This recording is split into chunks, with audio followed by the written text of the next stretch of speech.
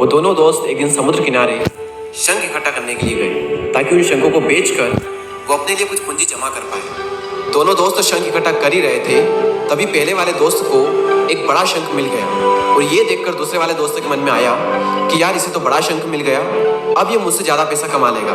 तो फिर उसने सोचा कि अब मैं भी सिर्फ बड़ा शंख ही ढूंढूंगा ताकि मैं भी ज़्यादा पैसा कमा पाऊँ। तो अब वो लग गया बड़े शंख की तलाश में।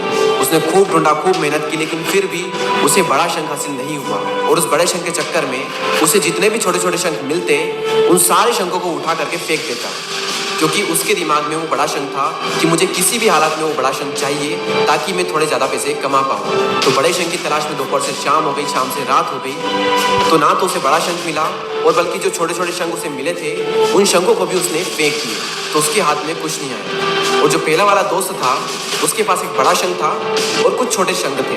तो रात हो गई और वो दोनों दोस्त घर जाने लगे। तो घर जाते वक्त पहला वाला जो दोस्त था उसने अपने शंख बेच दिए। तो उसके पास एक जो बड़ा शंख था उसके उसे मिले 1000 रुपये और जो छोटे छोटे शंख उसके पास में थे उसके उसे मिले 3000 रुपये। और ये जानकर उस दूसरे वाले दोस्तों को बहुत दुख हुआ कि काश मैं उन छोटे छोटे शंखों को फेंकता नहीं तो अभी मेरे पास इससे भी ज़्यादा कमाई होती। उसके दोस्त ने उसे बताया कि जो छोटे छोटे शंख तूने फेंक दिए थे ना, उन्हीं को मैंने अपने पास कलेक्ट कर लिया और उन्हीं की वजह से मुझे मिले 3000 रुपये।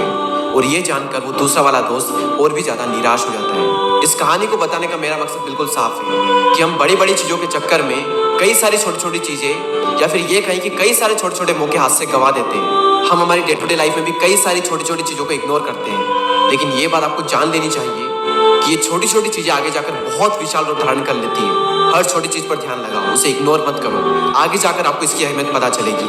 मैं ये भी नहीं कह रहा हूँ कि आप छोटा सोचो और छोटा ही करो। मेरा कहने का मतलब ये है कि आप सोचो बड़ा